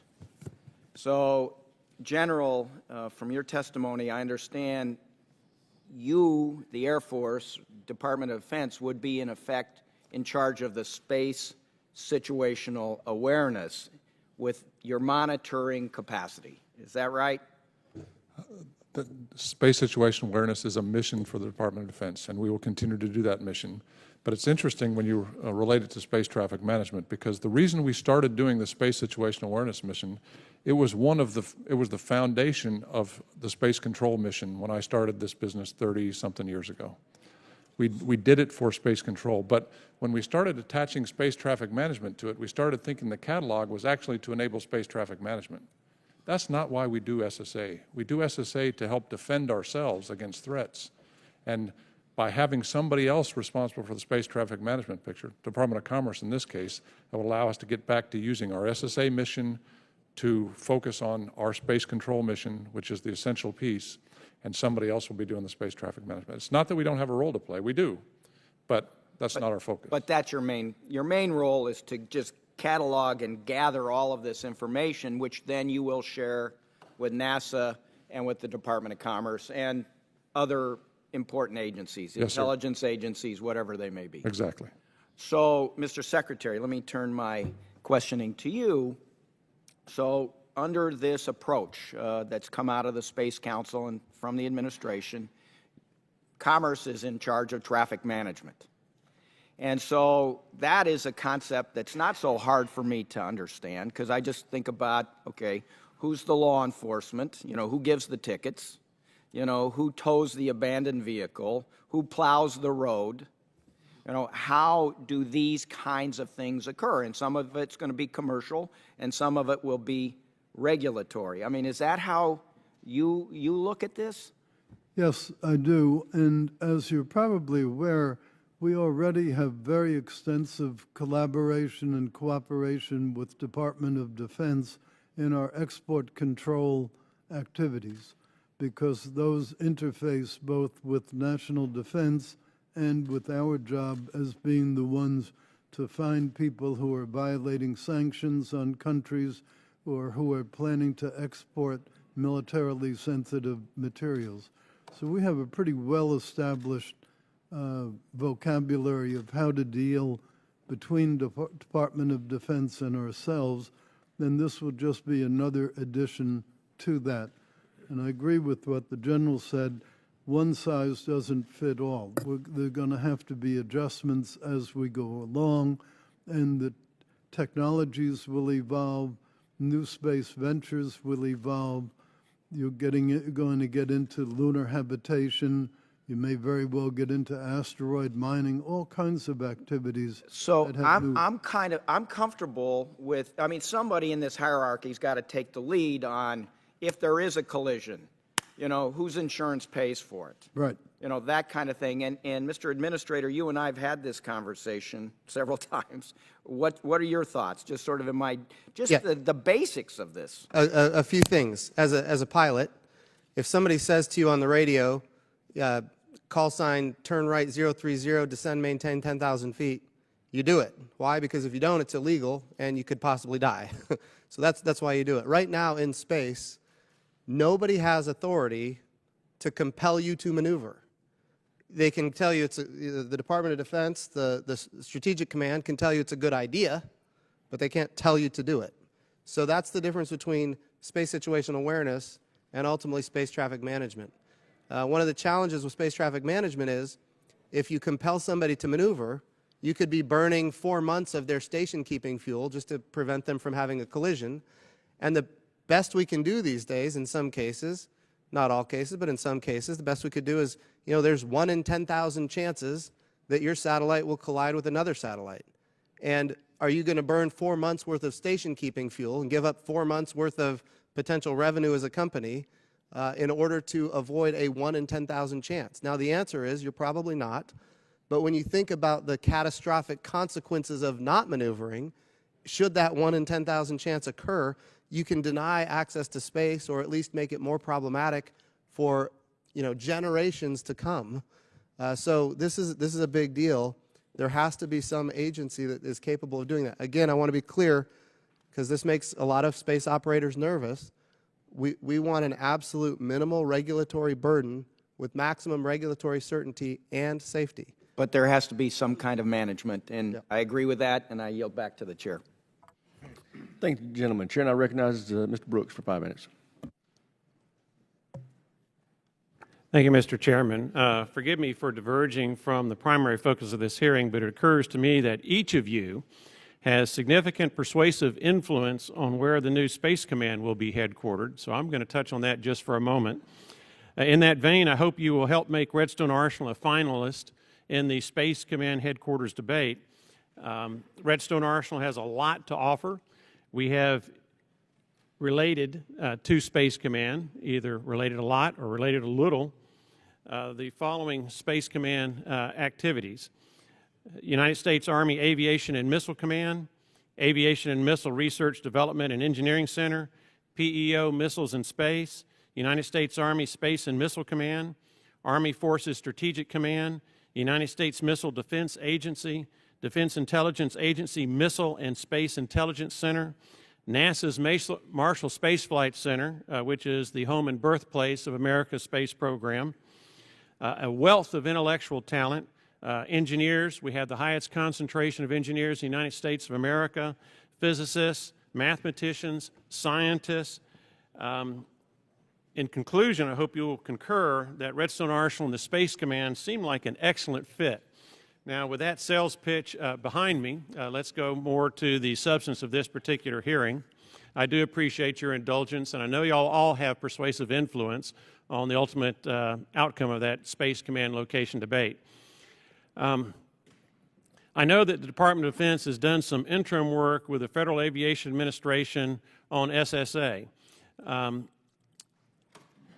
With respect to Jim Bridenstine's Space Renaissance Act from last Congress that put the one-stop shop for commercial space at the Department of Transportation, not the Department of Commerce, what would be your insight on your perspective on where we're looking at now? A great question. As you just recognized, I have in the past sponsored legislation, authored legislation to have the one-stop shop be at FAA AST, especially taking AST and moving it out of the FAA and making it a direct report to the Department of Transportation, specifically to the Secretary. So that was legislation that I ran a couple of years ago to really force the conversation about this kind of activity and how important it is. Now, I'll also tell you, as a member of the Science Committee, Space Subcommittee specifically, I have voted multiple times on the American Space Commerce Free Enterprise Act, which puts this at commerce. So my views on this, of course, have shifted, but I think more importantly than anything else, it has to be done. And it doesn't, to me, it doesn't matter so much where, just the fact that we don't have time to waste anymore. And if we get caught in whether it's a parochial issue or a jurisdictional issue among committees, we get this, and this thing gets held up for a year or two, we're at risk, especially when you consider the large constellations that are going to be put into low Earth orbit. I think Secretary Ross has made a compelling argument for why it should be commerce. I fully support that, and I'm ready to move out on it. General Hyten, question for you, but first a comment. It's always good to see someone with the success that you've enjoyed from my hometown, Huntsville, Alabama. So anytime you get a chance to come back, we've got over 100 generals who have retired there. I'm sure you'd be welcome too when that time comes. Are you trying to retire me, Congressman? This question is for you. What is your assessment today of the Department of Commerce's ability to manage these authorities, and do they have the proper resources and personnel needed to manage these authorities? And if not, what is your opinion on what is needed to get them there? So I guess if it's a yes/no question, which you just asked, then the answer is no, they don't have all the things they need to do. But Secretary Ross realizes that, and he has committed inside the National Space Council, he's committed to me at breakfast this morning that he's going to identify the right people if he has to go down this path and put those people at this job. His folks have been unbelievably transparent and helpful in defining what this space traffic management piece would be in the Department of Commerce. They've been straightforward. So he does not have all the issues he has or he'll need to do that job in the future. But he is committed to making sure that he identifies those and pursues those. I'm sure he'll be working with you on that issue in the future. Well, with respect to Secretary Ross and General Hyten and, of course, Jim Bridenstine, I happen to serve on I'm vice chair of the Space Subcommittee of SST, and I'm also on the Strategic Forces Committee of House Armed Services Committee. So if there's anything I can do to help ensure that the Department of Commerce has the resources it needs, please let me know in wearing one hat or the other. Mr. Chairman, I yield back the remainder of my time. I thank the gentleman. Chair, and I recognize Mr. Lamb for 5 minutes. Thank you, Mr. Chairman. Mr. Bridenstine, first question for you. You mentioned a couple times that you thought that if we took the lead on SSA in the United States and developed a better system through Department of Commerce and worked with private enterprise, that would actually give the United States a competitive advantage when it came to firms actually opening their businesses and putting their capital here in the future. Would you mind elaborating on exactly how that would work? Because I'm just sort of picturing if what we're doing is really making data available, why would that actually give firms an incentive to locate in the United States? Or how could we make sure that it does, I guess? Great question. So the idea is we have companies that are international investing, in many cases, billions of dollars into constellations that will be in low Earth orbit. And those companies are going to be looking for opportunities to protect their investments. How safe of a regime are they going to have? And certainly, they're going to want access to what the United States has to offer. Now, it is absolutely true that given the current regime that exists right now, the Department of Defense through Stratcom ultimately provides space situational awareness and conjunction analysis to the entire world, and they do it for free. And they do it for free because we have to protect the space domain. I mean, if you look historically, the Department of Defense got into this business because they were trying to protect American national security interests. Well, it's still in America's national security interest to prevent collisions and more orbital debris in space. But I do believe that if the United States of America has a regime that could be commercial and it could be led by a civilian agency, that a lot of companies all over the world are going to want to establish American companies to get the absolute best data for the protection of their billion-dollar investments or $100 million investments, big investments. And that, I think, is good for America. It grows the economy. It helps our balance of payments and our trade deficit. And I think that's a big piece of what we ought to be doing. It also could lower insurance premiums if they have access to that data. So does that place the onus on us then to make sure that any data sharing from the civilian agency with private firms would be dependent on that private firm having an American presence, essentially? So there's different levels. We talked about having basic SSA data that would be necessary for safety in general. And then there's data that could be made available from commercial operators that would provide an enhanced level of protection, if you will. And so finding that right balance, I think, is important. Because we want to have a competitive market where we're trying to get more data and better data. But as everybody here has agreed, it is inherently governmental because ultimately it's in everybody's interest to protect space. So we have to have that civil agency that's responsible for it ultimately. Thank you. General Hyten, I just wanted to follow up on a point in your testimony about our adversaries, other countries, even some of our allies making increasing investments in space at the same time. Can you talk about any of those, to the extent you're able here, that should concern us or that make the space more competitive than we might realize, investments being made by other countries? So both China and Russia have invested enormous amounts of their national treasure to build capabilities for the sole purpose of counting the United States' advantage in space. They built ground-based capabilities, space-based capabilities, a variety of different technologies that I can't go into in this hearing, but enormous amounts of their treasure going with the sole purpose. It's not for something going on in the Western Pacific. It's nothing for going on. It's the sole purpose is to counter the United States' advantage in space. And as the commander responsible for defending the nation in that domain, I have to look at those capabilities as real threats, and that means I have to develop counters to those threats, which is why the first thing I have to have, just like in any other domain, is exquisite situational awareness of what is happening in that domain so I can respond quickly enough. That's the same in air, land, sea. It's the same in space.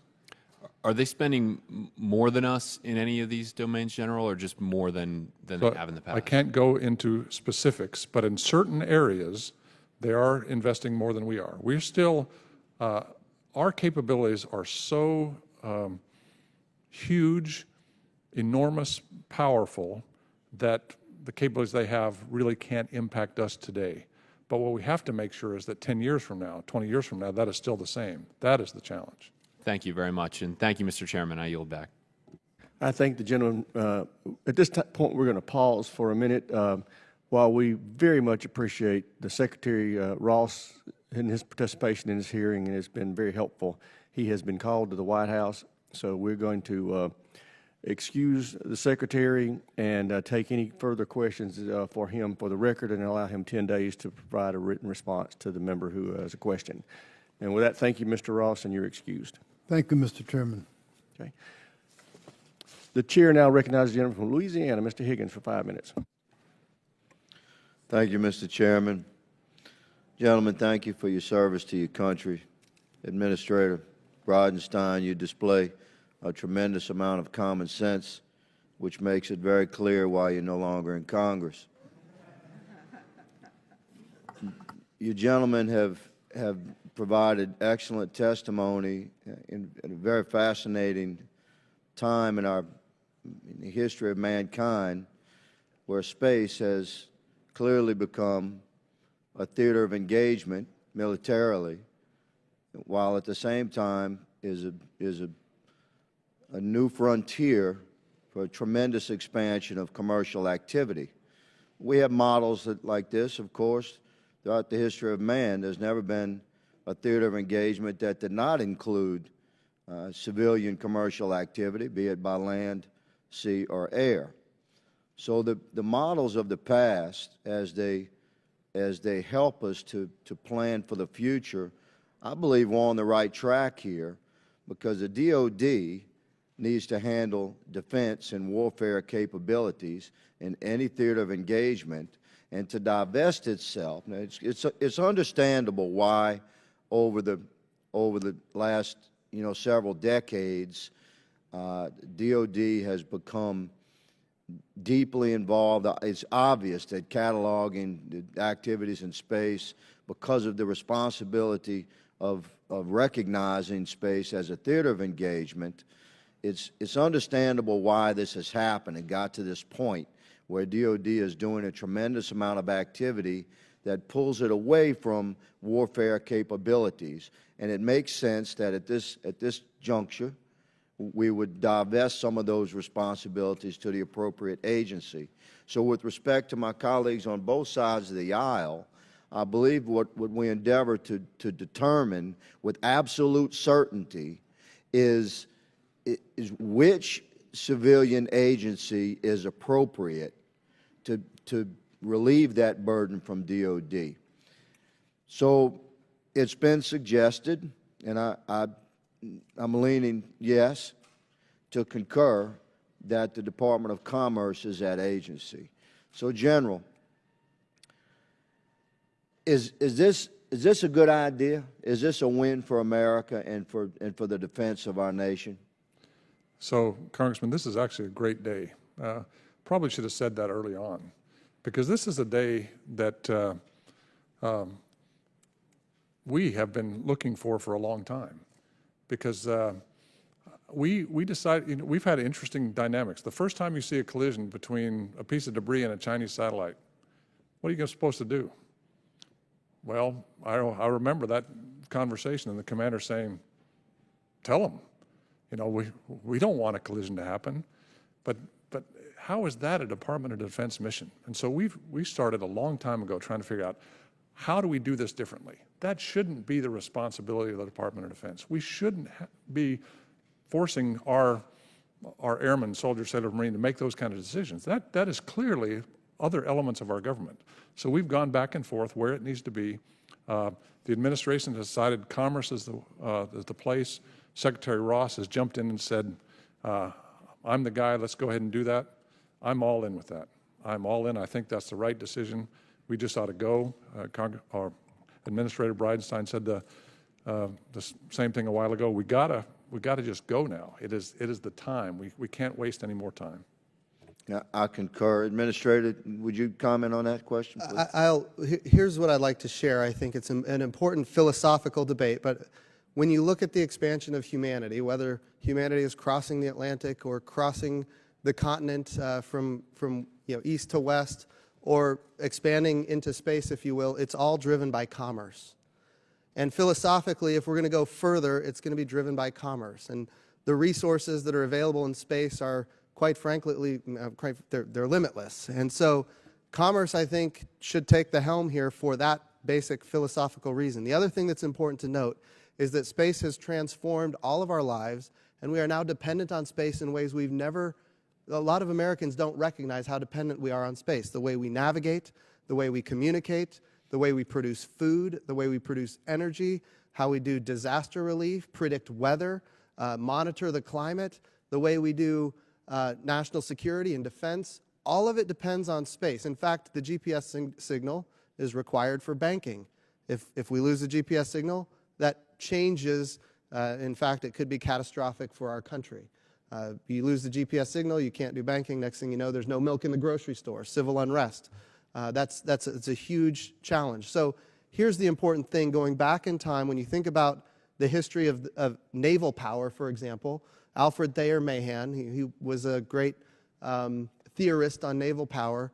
Commerce ultimately results in that commerce being threatened. And that's what's happening right now. Our entire way of life is dependent on space. And our, not enemies necessarily, but our competitors know that, and they're developing capabilities to thwart our way of life. And so if commerce is important for the power of nations, as Alfred Thayer Mahan said back in the 1800s, then defending that commerce is also important as well, or protecting that commerce, which is, again, why I believe it is perfectly legitimate and good that commerce take the helm of providing space situational awareness and space traffic management. Gentlemen, you present a compelling argument. Mr. Chairman, my time has expired. I yield back. Thank the gentleman, Chair, and I recognize the gentleman from Oklahoma, Mr. Lucas, for 5 minutes.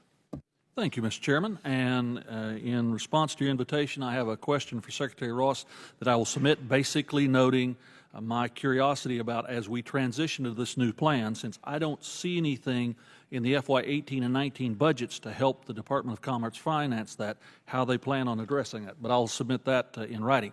If I could turn now to my fellow Oklahoman, the administrator, Mr. Bridenstine. First off, I've promised your constituents I will provide the most intense oversight of your life for the rest of your career in that role, which will be an awesome experience, just taking care of my fellow Oklahomans' concerns. Let's talk for a moment, though, in general, if you would, since this summer is the 60th anniversary of the legislation that created your agency, when the Eisenhower administration and our predecessors in Congress determined that we needed to have a civilian perspective on space exploration. As we talk today about what commerce is going to do and the continued important mission of the Department of Defense, where do you envision NASA actually playing as these issues evolve over the coming decades? So NASA is an agency. We do discovery and exploration. We do science. And of course, we're not involved in national security space. We're not involved in defense. But certainly, we want to make sure that our assets are secure. And that's when you think about space situational awareness, space traffic management, and the fact that we have humans in orbit right now. We have to be very aware of the space environment and the risks that it poses to our astronauts. So I like how you framed it, Chairman Lucas, that in 1958, Eisenhower created NASA. He did it with an expressed intent that space exploration not be part of the Department of Defense. He wanted it intentionally separate. He wanted a peaceful agency that could partner with the rest of the world in making civilization-changing discoveries. That was his objective. And what I would say now is we don't necessarily want space situational awareness and space traffic management to be a Department of Defense specific issue. Certainly they're going to do that, but they don't have to do the conjunction analysis and warning for the entire world for free, and not to mention all of the commercial operators as well. So I think it's important to have a civil agency capable of doing that, just like Eisenhower envisioned for NASA back in 1958. General, some 30-plus years ago, I had a conversation at a public event with a colonel who was an officer in, I believe, what is probably your organization now, 30 years back. And as a non-public official, I spent a little bit of time asking him a variety of questions, being inquisitive. And he was one of the most cautious, methodical, thorough officers I've seen. He said absolutely nothing.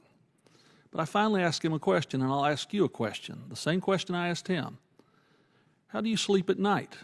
30-some years ago, he said, I sleep very well at night. How do you sleep at night with your responsibilities?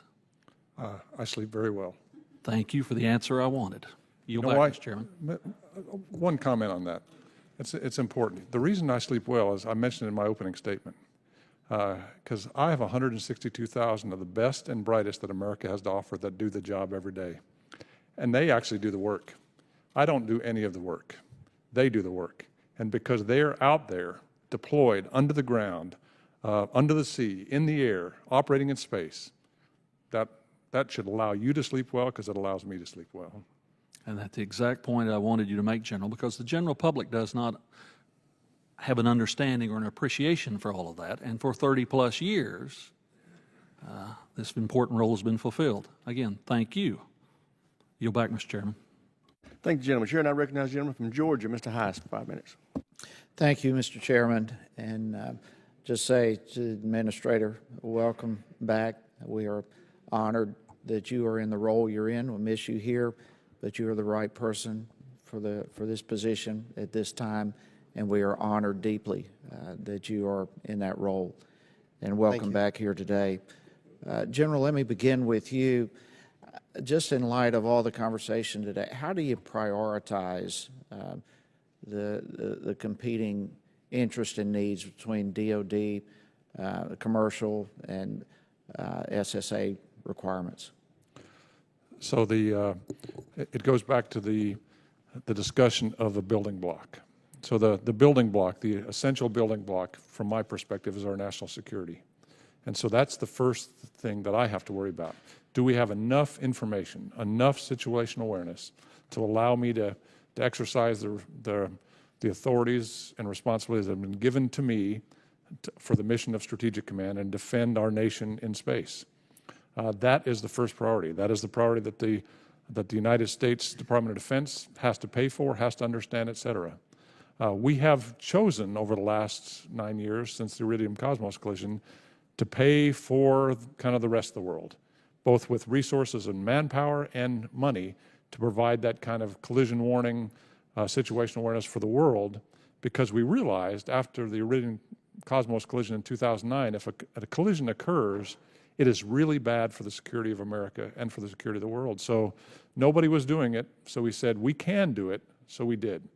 But ever since that time, we've been looking for the structure that will allow us to just focus on our national security mission and have somebody else do that. Somebody else also pay the resources for that additional function. Not above the baseline. We still have to continue to do the baseline, but all those other pieces are from that. Now, the Space Policy Directive 3 designates the Department of Commerce as the person to step up and do that, and Secretary Ross has said he's the guy. He's going to step up and do that, and that's what we in the Department of Defense have been looking for a number of years. So we're happy with where we are right now. So are you saying then Department of Defense would be the top priority, followed by SSA, then commercial? Is that kind of? Well, from an SSA perspective, not from a space traffic management perspective. Okay. Space traffic management should be somebody else's job. But we have to focus on what we need from space situational awareness in order to allow us to defend ourselves in space and defend ourselves against any adversary that might challenge us in space. That means exquisite situational awareness. It just so happens that that information is what is also needed for space traffic management. But we'll give that data to somebody else to process, to do the analysis, to reach out to nations, to reach out to companies. We've been doing that, and we've been making it up. And I'm pretty proud of the folks that have been making it up, because it's a miracle to me we haven't had a collision. But that should be somebody else's job. Well, then, in light of that, how much manpower and resources and so forth do you use when dedicating efforts to negotiate SSA agreements with commercial foreign states and so forth? So for negotiating SSA agreements, it's been very small. Okay. It's four or five people on my staff that do that work, and that's not their only job. They have other jobs that they do as well, but that's one of their additional duties, is to focus on that. Okay. The biggest impact, though, is the people that actually have to do the work, the processing. That number is in dozens. That's what will be offloaded to significant numbers that will free them up to do what I believe is the real warfighting missions. Okay. So in freeing that up, you would be able to better utilize it for defense purposes. Exactly. Mr. Administrator, I heard you bring up earlier, and let me just ask you this: how will the trend that is currently underway for small satellites affect SSA capabilities and beyond? That's another great question. So every orbital regime is different. Of course, we have a lot of assets in low Earth orbit. We have a lot of assets in geostationary orbit. Those are two orbits that are critically important, and they'll require a space situational awareness and space traffic management regime that's very different than a medium Earth orbit or an orbit that's below low Earth orbit. Sometimes I've heard people make the argument that CubeSats ought to be below the International Space Station in order to not necessarily be regulated at all with STM or SSA, that if you're below the ISS, you're going to be deorbiting just based on the trace atmosphere at that level within 5 to 10 years anyway, so we don't really need a regime. So what I would say is it's not necessarily the size of the satellite that matters, but what matters is where that satellite is positioned, and the different orbital regimes are going to have different kind of requirements for where they're located. Okay. Again, thank you both, gentlemen, for all you do. We're honored. I yield back. Gentleman yields back. Chair now recognizes Mr. Mitchell for 5 minutes. Thank you, Mr. Chair. First, Administrator Bridenstine, I want to congratulate you on your becoming the administrator, and thank you. As your departing the committee gave me the opportunity to join the committee. So congratulations, and I'm warming your chair, I guess. You are indeed. Thank you for doing that. It's an honor, sir. Question, if you could relate to also Mr. Ross, who will submit for the committee. You would advocate as well that these situational awareness or traffic management go to the FAA. And the FAA is currently involved in that they certify launches, aircraft that are launched, that provide certification for that in this process.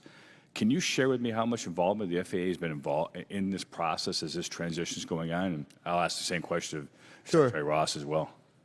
So I don't, I'll be honest, I've been in Congress until about 7 or 8 weeks ago. So I wasn't part of all the negotiations that got to the point where we were ready to announce SPD 3. So I do know that FAA was involved. There were meetings in the National Space Council where this discussion was had. How robust it was and who said what and when, I'm not 100% sure. But I can tell you that everybody is in agreement that I've talked to that this has to be done in a civil agency. Agreed. Commerce is a good place to do it. It's also important to note, as Secretary Ross noted, that commerce is involved in space in a robust way already. a lot of people don't realize the National Oceanic and Atmospheric Administration, about 40% of their budget is space-related activities. And of course, that's controlled by Commerce, and ultimately they make purchases for those activities, and NASA's involved in buying a lot of their satellites, or at least doing a lot of the requirements generation and then the activities that are necessary to acquire those satellites. So NASA is involved in that, but it's a Commerce function. It's also important to note that Commerce is involved in remote sensing licensing and that kind of activity. So there's a lot of activities that are done both in Commerce and the FAA. A couple of years ago, when I drafted that bill, my thought was, we'll put it at FAA, and we'll take everything and put it at FAA. It appears now that the right course of action, given the consensus that has been come to, is that it be at Commerce, and I fully support that. The key is it needs to be done. That needs to happen. I agree. It does need to be done. One of the questions I have, as you well know, is space and commercial FAA-type traffic isn't a clean division. There's clearly, and I've talked with some of the folks involved with SpaceX and others, there's an overlap of that. How do you reconcile, and maybe, General, you have some feedback, how do you reconcile that or make that work? I'll take it real quick. There are a lot of seams here that are critically important. As you mentioned, if you're going to get to space, you're going to have to go through the National Airspace System, number one. Then when you get to space, eventually you're going to have to potentially deorbit if you're in low Earth orbit. Sure. And so in each of these cases, you're going to be taking advantage of the National Airspace System. One of the challenges that we have right now is when a launch occurs, the National Airspace System for a geographic region gets shut down for a number of hours, and commercial air traffic has to go around it, and it costs a lot of money and puts a big burden on industry. We want that to shrink. So whether it's launch or a whole host of other activities, Commerce is going to have to work with FAA and vice versa. And so these seams have to be really well thought out, and we need to prepare for them. But that's going to happen regardless of where it is. Commerce and FAA are going to have to work together to make it happen. Agreed. My concern was that I admit I sit on TI and I'm on the Aviation Subcommittee, so I look at it. I didn't see here, and I would encourage some description of how actively you engage with the FAA on this, because I think there is not just launch, but in fact, failure of a launch, that area needs to be closed. All the risks and factors affect that civil aviation, that airspace now. Yeah. General, do you have anything you wish to add to that, sir? So I agree with the administrator. The key there is, when it comes to space, every element of the government is involved. Some in big ways, some in small ways, which means there's always going to be seams. So the way you handle seams is with clear authorities and responsibilities. And the authority to the Secretary of Defense is to defend the nation. The authority to Commerce to promote commerce. Now you have to decide, for this space traffic management, where is the best place to put the authority? The administration inside the Department of Commerce is the best place to put that. But that doesn't mean that the FAA still has a role, Department of Defense still has a role, NASA still has a role. We all are going to have roles as we go through this, but we have to align under some, because if you don't, we'll just keep doing it. I appreciate that, and I would suggest that maybe a little more clarity, and I'll share with Secretary Ross as well in terms of what those seams are and that role of the FAA, so that we don't end up losing something there. I think would be critically important. I appreciate your answers, and I yield back, Mr. Chair. Thank the gentleman. Chair, and I recognize Mr. Byer for 5 minutes. Thank you, Mr. Chairman. General, Administrator, thanks so much for being with us all morning. Administrator Bridenstine, I'm very impressed with the many things NASA is doing in this space. The new space fence, radar, the NASA orbital debris engineering model, which predicts what's coming in the next 30 to 35 years, the LEO to GEO environment debris model, LEGEND, which looks at what the environment's going to be like in 100 to 200 years. Can you tell us what LEGEND tells us about this 100 to 200 year? Is space going to become ever more crowded and ever more dangerous? Absolutely. So just to be clear, Space Fence is not a NASA project. It's a DoD project. Okay. But we certainly will benefit from it. I am a little concerned that we're going to learn about so much space debris that our astronauts are going to be sheltering in place a lot more than they are right now. In fact, we haven't sheltered in place since 2015. Once we have more situational awareness on all the debris that's out there, it could once you know what you need to be worried about, you get more worried about it. So it's there is a concern there on my end. So, Mr. Minister, let me ask you the most naive question of the morning. Is there anything we can do to collect the debris that's out there? There are certain technologies that are being developed. NASA, of course, is involved in robotic servicing of satellites. It's a project we have right now underway that is called Restore-L, and we're going to service a Landsat 7 satellite, which is a good project. But ultimately, if we want to do robotic servicing in a way that is beneficial to our country and game-changing, we need to develop robotic technologies that can then be licensed to a dozen companies, and each of those companies could have a dozen satellites in low Earth orbit doing robotic servicing of satellites. When we get to that position, it is absolutely possible that we could hire some of those commercial companies to remove orbital debris. So that's certainly within the realm of possibility and a futuristic kind of thought, a futuristic kind of thinking about how to deal with the orbital debris population. And it would certainly, if you look at that 30 to 35 years, 100 to 200 years, I'm working on the assumption that mankind's going to put ever more debris up there year after year. That's true. It is also true that the biggest risk to emissions in low Earth orbit, the biggest risk is from objects that are too small to even track. Yeah. So we can kind of create a statistical model as to what the environment looks like and create probabilities about how long a satellite can last in low Earth orbit given the pelting that it's going to receive from debris and how much shielding it might need to have. So we can create those statistical models, but ultimately the biggest risk is from objects that we can't even track right now. So it's going to be hard to remove them if we don't know that they're there specifically. Mr. Minister, I know you have a hard science background with your triple major at Rice. Is there any value to the orbital degradation of this stuff, or is it just too small to have the orbits degrade in our lifetimes? Oh, a lot of they do degrade, especially in low Earth orbit. There's trace atmosphere. The gravity of the Earth is not uniform, and so we see a lot of these objects behaving in ways that sometimes are unanticipated. I know Dr. Marie Bajah was here just a few minutes ago from the University of Texas. He talks about the fact that a lot of these objects in space that are not even trackable, or the objects that are trackable, they're not. We model them as if they are all perfect spheres, and they're not. Yeah. We model them as if they don't spin or maneuver, and they do. We model them as if the Earth's gravity is perfectly uniform, and it's not. So there's a lot we need to learn about orbital debris and how it behaves, so that ultimately we can get better data to ultimately make predictions and characterizations that can protect our assets and property. But you're hitting some very key points, which are it is a dangerous environment. We need to do the best we can to characterize that environment, and ultimately we need to be able to detect objects that are smaller than 10 centimeters, which is what we can do right now. Let me ask you a small but probably important budget question. In your testimony, you talked about the Conjunction Assessment Risk Analysis Office at Goddard, which I'm sure you're very proud of, and that they have, the primary role of checking the 65 spacecraft, et cetera, and its budget's $4 million a year, and yet we know the rest of the things you're putting up there are billions of dollars. Are we spending enough money on the CARA office? I think we are. Certainly, if more money is better, but given the risk that we're seeing to our missions and their ability to assess those risks and then make determinations for maneuvers as necessary, I believe we are in a good position right now with the investments that we have.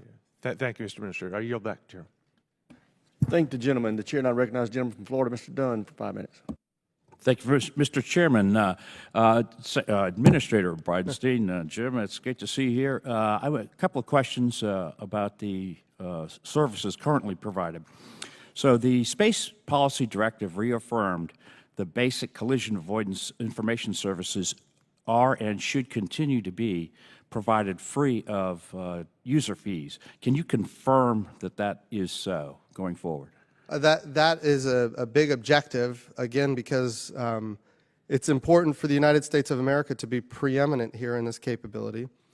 And we want companies to locate in the United States believing that they're going to have these kind of services available through a civil agency So I believe that's basic SSA is important for the safety of the space environment in general. As do my constituents. Okay, okay, good. And in that same vein, if the government contracts with a private company to provide space situational awareness functions, in that situation, will the data and the analytics continue to be available, and will the raw data be available in repository form so that civilian companies can perform their own analytics? So that's a wonderful question, and not an easy one. But eventually, the way I think it's going to go is there's going to be a basic SSA kind of capability that is available to everybody, and it will be without fee, which I think is important. But there are also going to be private companies that are going to want to give advantages to other private companies operating in space. And in order to provide that advantage, they're going to license their data to a private company, and the U.S. government might not have access to that. So that presents an opportunity for commercial companies to augment data and get better resolution, higher resolution, and really in a free market, the United States government can't confiscate that data.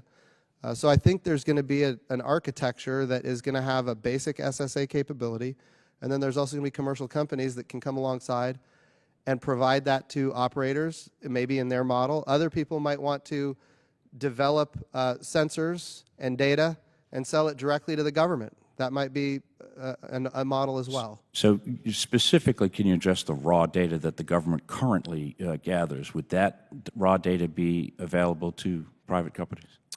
It would be available to the public. Any government data would be available to the public, and right now that data generally comes from Stratcom through the JSPOC. Let me ask you, maybe I should have asked the general that. He's holding that, but what was the rationale for assigning the Department of Commerce, not NASA, as the lead civil agency for space situational awareness? So NASA is an agency that does science and technology. We do discovery. We do exploration. What we don't do is regulate. That's historically. I think that's good. I Sure. just wanted to get you on record. Okay. I think I actually agree with that decision. I just wanted to get it out. General Hyten, space is being designated as a war-fighting domain as well as a commercial domain. Where do you see the trend in space control sort of evolving for DoD and space situational awareness? So it's interesting because as the combatant commander with space as my joint operating area, I actually have two priorities, and some people think they conflict. Priority number one is to defend this nation against all threats. And that means I have to be able to watch any threat, deal with any threat, defeat any threat. And I do that. But I also have an implied task that says I have to make sure that the space environment is safe for the future, because anything bad that happens in space, it's not like, we were talking about cleaning up the environment a while ago. It's not like you can just go out right now and clean it up. If you have a collision in space, the impacts are forever. So there is an implied task that I have to be able to operate safely in order to do that. That's why for the last 9 years we've stepped up to the job of providing that for the world. We will continue to do that until hopefully the Department of Commerce steps up in the near term to do that for us, because it's in our interest as a nation to have a secure space environment. I couldn't agree with you more. I think you've done a great job. I hope you continue to have a great presence there. I was looking when I saw this Space Policy Directive number 3 came out. I saw 1 and 2, so I had a chance to go back and look at that. And the SPD 1 was let's go to the moon and Mars. SPD 2 was let's streamline the space regulatory environment. And now I'm looking at Space SPD 3, and I'm looking at all the things that address this. And my staff summed that up well for me. They said, just to make space great again. Thank you very much, Mr. Chairman. I yield back. Thank the gentleman. Chair, and I recognize Mr. Foster for 5 minutes. Well, thank you to our witnesses, and congratulations to Administrator Bridenstine. Thank you. Nice to have you back. I'd like, if you could speak a little bit about how you are viewing the international governance and enforcement of space commerce. The United States is not alone. I think it's, the rest of the world has roughly a comparable number of orbiting devices, and that ratio is going to change over time. And so do you anticipate a future where every country pretty much goes its own way and regulates its own commerce, and we have to worry about a race to the bottom for the lowest level of regulation, which will be the lowest cost for multinational corporations? Or do you anticipate that the U.S. regulator will serve underneath and be potentially overridden by an international body with regulation over all space activities? That's a great question, Congressman. Currently, in some orbital regimes, the International Telecommunications Union, the ITU, which is a part of the United Nations, does license orbital slots for the international community. And of course, American companies are involved in getting their orbital slots from the ITU. The ITU is also involved in allocating spectrum for commercial operators. So there is already an international component there. Maybe where, at this point, it's insufficient is what's happening largely in low Earth orbit, where there's a whole lot more debris and a whole lot more risk, I should say. And the answer is, right now there isn't that kind of international oversight in low Earth orbit the way there is in geostationary orbit. And what I would say is, what I think the direction we should go is we should set those standards. And NASA has a history of doing this. Right, yeah, but there's the enforcement problem when someone goes to a country that is not setting those standards, puts stuff up in space. Who says no, and how is that enforced?